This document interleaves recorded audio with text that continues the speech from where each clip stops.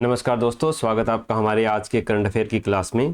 पिछली वीडियो पर आपने बहुत अच्छे से सपोर्ट किया, तो मुझे भी बस कर दिया कि मैं जो करंट अफेयर है उसमें और ज़्यादा बेहतर क्या कर सकता हूं। तो राजस्थान पत्रिका, दैनिक भास्कर के अंदर जो करंट अफेयर मुझे मिलते हैं वो मैं लेके आता ही हूँ। साथ में अब जो वेबसाइट है दृष्टि की हो गई, विजन की हो गई, वहाँ पर भी मुझे अगर आरए से संबंधित या राजस्थान के एग्ज़ाम में आने से वाले संबंधित कोई भी करंट अफेयर मिलेंगे तो उनको भी मैं इस क्लास में ऐड ऑन करता चलूँगा। तो शुरुआत करते हैं हमारी आज के पहले करंट अफेयर में, जिसमें पीएम सूर्यघर मुफ्त बिजली योजना है। उसके अंतर्गत हमारे राज्य में अब रूफटॉप सोलर प्लांट है वो लगने शुरू हो जाएंगे। शुरुआत में ये मतलब 11 लाख उपभोक्ताओं की छत पर लगने हैं, लेकिन पहले चरण में केवल 3 लाख उपभोक्ताओं की छत पर लगेंगे, जिसमें से 1.1 किलोवाट क्षमता का सोलर प्लांट लगेगा। कितनी क्षमता क्या होगी इसकी? 1.1 किलोवाट की क्षमता का लगेगा। और इसकी मंजूरी देने वाला कौन सा मंत्रालय है? ये है नवीन एवं नवीकरणीय ऊर्जा मंत्रालय। यहाँ पर लिखा है ना, नवीन एवं नवीकरणीय ऊर्जा मंत्रालय। अब परीक्षा में आ सकता है कि इसको मंजूरी कौन से मंत्रालय ने दी है, तो ये नवीन एवं नवीकरणीय ऊर्जा मंत्रालय के अंतर्गत आता है। अब किसकी छत पर लगेंगे? ये केवल उन्हीं उपभोक्ताओं को ये मिलेंगे जिनका मासिक बिजली उपभोग है वो 150 यूनिट से कम है। इस योजना के तहत केंद्र सरकार और राज्य सरकार का कितना परसेंटेज है? तो लगभग 50,000 रुपये की कॉस्ट मान के चल रहे हैं।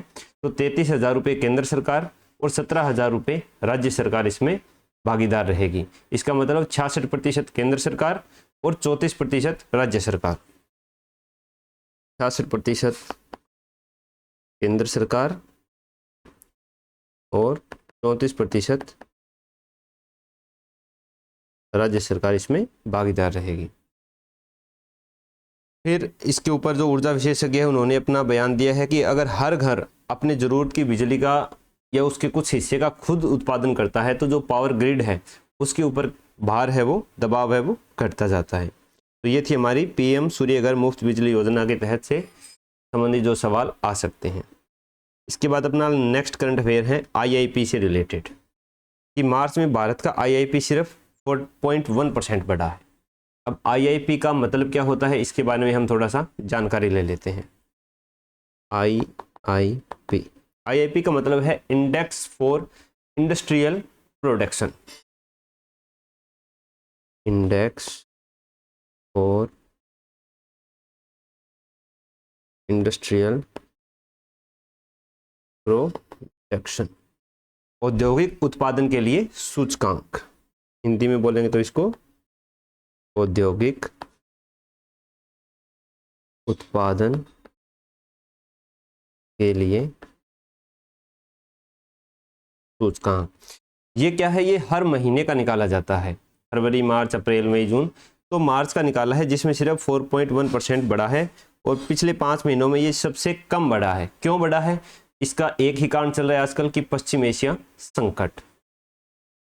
पश्चिम एशिया संकट के कारण ये कम है। अब ये औद्योगिक उत्पादन सूचकांक है, ये बनाता कौन है, जारी कौन करता है इसको? तो जारी किया जाता है, ये मंत्रालय है मोस्पी, MOSPI। मोस्पी की फुल फॉर्म क्या है? Ministry of statistics and programme implementation, सांख्यिकी एवं कार्यक्रम क्रियान्वयन मंत्रालय। हिंदी में इसका क्या होगा? सांख्यिकी एवं कार्यक्रम क्रियान्वयन मंत्रालय। इसके अंतर्गत एक विभाग है जिसका नाम है NSO, नेशनल स्टैटिस्टिक्स ऑफिस, राष्ट्रीय सांख्यिकी कार्यालय। उसके द्वारा ये इंडेक्स है वो, इंडेक्स के आंकड़े जारी किए जाते हैं। जारी किस आधार पर किए जाते हैं? तो इसमें से पहले 3 है वो की सेक्टर्स हैं। की सेक्टर्स कौन से हैं? मैन्युफैक्चरिंग यानी विनिर्माण, बिजली हो गई, और माइनिंग यानी खनन। ये 3 इसके की सेक्टर हैं, जिसमें से मैन्युफैक्चरिंग है उसका लगभग है 77.6%, बिजली का है 8, और खनन का है 14.4%। ये भारांश है। भारांश मतलब इन्हीं के अनुपात में ये इंडेक्स है वो बनाया जाता है। अब मैन्युफैक्चरिंग में देखें तो फरवरी में ये 5.9% बढ़ा था, जबकि मार्च में 4.3, बिजली में 2.3, 0.3, माइनिंग में 3.1, 5.5। तो माइनिंग है उसने तो अच्छा प्रदर्शन किया है फरवरी की अपेक्षा, लेकिन जो बिजली है और मैन्युफैक्चरिंग है उसने बहुत बुरा प्रदर्शन किया है, जिसमें सबसे बुरा प्रदर्शन किसका है? बिजली का है, ऊर्जा क्षेत्र का है। ऊर्जा क्षेत्र का मुख्य कारण क्या है? पश्चिम एशिया संकट बना हुआ है। तो ये हो गया IIP। इसका आधार वर्ष है दोस्तों 2011-12। आधार वर्ष क्या है इसका? 2011-12। आधार वर्ष का मतलब होता है कि जिसके आंकड़ों के हिसाब से हम आज के वर्ष की तुलना करते हैं। अब ये 3 तो हो गए की सेक्टर्स। इसके बाद में इसमें 8 कोर सेक्टर्स भी होते हैं। 8 क्या होते हैं? Core sectors. इनको आधारभूत उद्योग हम बोल सकते हैं। उसका इस पूरे आंकड़ों में लगभग 40% का भारांश होता है। वो कौन से हैं?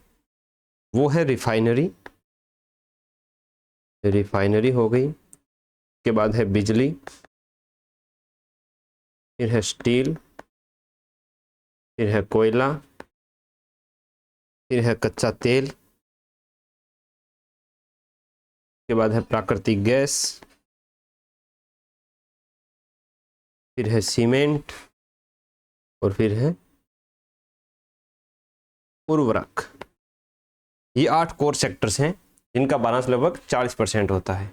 तो ये था IIP। अब नेक्स्ट है ये एक माइंड गेम आया था पत्रिका के अंदर। तो देखिए अखबार आप पढ़ोगे तो इसमें बहुत सारी चीज़ें मिलेगी। इसमें आपकी हिस्ट्री भी रिवाइज होगी, पॉलिटी भी रिवाइज होगी, आपको जो IR है, इंटरनेशनल रिलेशन है, उससे संबंधित भी चीज़ें देखने को मिलेगी। अब ये माइंड गेम सिंपल सा है। गौतम बुद्ध से जुड़े प्रश्नों के जवाब तलाशने हैं। जन्म कब हुआ था? 563 ईस्वी पूर्व में। जन्म स्थान लुम्बिनी। बचपन का नाम सिद्धार्थ। मेरे साथ आप रिपीट कर सकते हो। पिता का नाम सुदोधन। माता का नाम महामाया। पालन शाक्य वंश के राजकुमार के रूप में। घर छोड़ा सत्य की खोज के लिए। घर क्यों छोड़ा? वो एक परत देखा, बीमार देखा, मरा हुआ देखा और एक तपस्वी देखा। घर छोड़कर क्या किया? तपस्या की। ज्ञान कब मिला? घर छोड़ा ये 29 वर्ष की आयु में घर छोड़ा था। ज्ञान मिला इनको 35 वर्ष की आयु में। कहाँ पर मिला? बोध गया बिहार में। जन्म लुम्बिनी का है, लुम्बिनी नेपाल में है। बोध गया बिहार में इनको ज्ञान की प्राप्ति हुई। वृक्ष बोधि वृक्ष। ज्ञान के बाद क्या कहलाए? सिद्धार्थ से क्या बन गए? बुद्ध। बुद्ध का अर्थ जागृत व्यक्ति, और उपदेश की भाषा पाली भाषा। तो ये रिपीट हो गया अपना थोड़ा सा बौद्ध धर्म से रिलेटेड। अब इसके बाद जो अपनी वेबसाइट से करंट अफेयर्स की, उसमें से मैंने 1-2 चीज़ें लिखी है। सबसे पहली है कि नीति आयोग जो है उसका क्या हुआ है? पुनर्गठन हुआ है। नीति आयोग का पुनर्गठन, उसको देख लेते हैं। पुनर्गठन में क्या क्या चीज़ें हैं कि जो उपाध्यक्ष थे सुमन के बैरी, उनकी जगह अशोक कुमार लाहिड़ी है, वो नए उपाध्यक्ष बनाए गए हैं। उपाध्यक्ष पहले कौन थे? सुमन के बेरी। अब कौन है? अशोक कुमार लाहिड़ी। अच्छा, ये उपाध्यक्ष तो बने गए हैं। बनाता कौन है उपाध्यक्ष? उपाध्यक्ष नियुक्त किए जाते हैं PM के द्वारा। तो PM कौन होते हैं? PM होते हैं नीति आयोग के अध्यक्ष। नीति आयोग के अध्यक्ष होते हैं। नीति की NITI, national institute for transforming India. कब बनाया गया था ये? 2015 में। किस प्रकार से बनाया गया था? केंद्रीय मंत्रिमंडल ने एक प्रस्ताव पारित किया था। किसने? केंद्रीय मंत्रिमंडल ने। अब केंद्रीय मंत्रिमंडल के प्रस्ताव से इसको बनाया गया है, तो इसकी संवैधानिक स्थिति क्या होगी? किस प्रकार की संस्था है? तो ये गैर संवैधानिक है और गैर वैधानिक है, कि ना तो ये अधिनियम से बनी है इसलिए गैर वैधानिक भी है, और ना संविधान में इसका उल्लेख है इसलिए गैर संवैधानिक भी है। असंवैधानिक नहीं, गैर संवैधानिक, नॉन कॉन्स्टिट्यूशनल। ठीक है, क्यों बनाया गया था? इससे पहले 1950 से अपना चलता आ रहा था योजना आयोग। योजना आयोग का क्या काम था? योजनाएं बनाता था। कहाँ से? सेंटर से। सेंटर से योजनाएं बना करके वो राज्यों को उनके क्रियान्वयन के लिए बोलता था। तो एक तरह से क्या था, राज्यों का इसमें सहयोग था। राज्यों की स्थिति थी वो कम थी, यानी टॉप डाउन प्रोसेस थी, ऊपर से नीचे की तरफ आते थे। इसको चेंज कर दिया 2015 में नीति आयोग बना करके।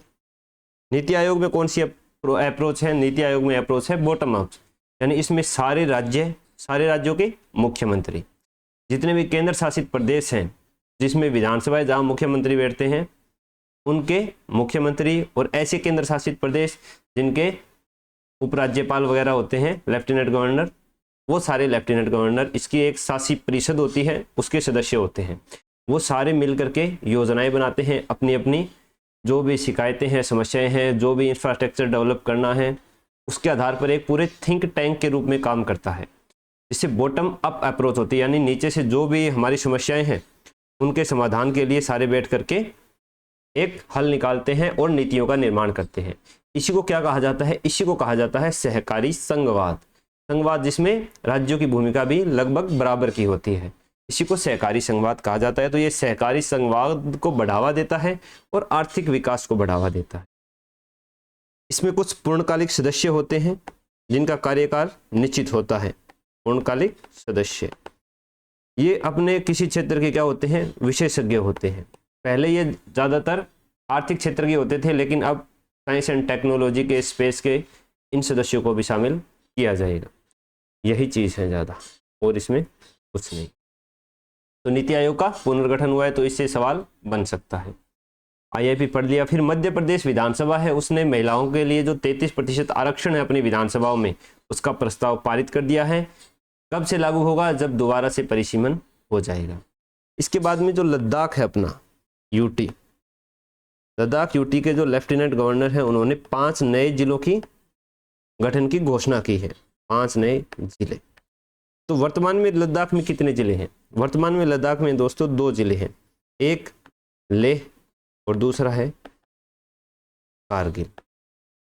तो विकेंद्रीकरण के लिए और ज़्यादा से ज़्यादा लोगों की पहुंच बढ़ाने के लिए सरकार तक, क्योंकि उसमें वहाँ पर प्रोटेस्ट वगैरह चल रहा था तो सरकार के अगेंस्ट हो रहे थे, तो शासन तक लोगों की पहुंच बढ़ाने के लिए ये 5 नए जिले हैं वो गठित किए जाएंगे। जिसमें से जो कारगिल है उससे 2 जिले निकाले जाएंगे, एक है द्रास और दूसरा है जांस्कर। और लेह है, वहाँ से 3 जिले निकलेंगे, एक होगा नुब्रा, दूसरा है चांगथांग और तीसरा है शाम। तो ये 5 नए जिले हैं वो बनाए जाएंगे लद्दाख में। ज़्यादा इम्पोर्टेंट नहीं है, लेकिन आ सकता है ये प्रश्न। तो हमने ये चीज़ें देख ली, नीति आयोग देख ली। नीति आयोग मोस्ट इंपॉर्टेंट है आरएस की दृष्टि से। आईआईपी है वो भी मोस्ट इंपॉर्टेंट है। ये 2 चीज़ें मोस्ट इंपॉर्टेंट है। तो आपके जो भी सवाल हैं, प्रश्न हैं या सुझाव हैं अमूल्य, वो हमें कमेंट बॉक्स में ज़रूर देना।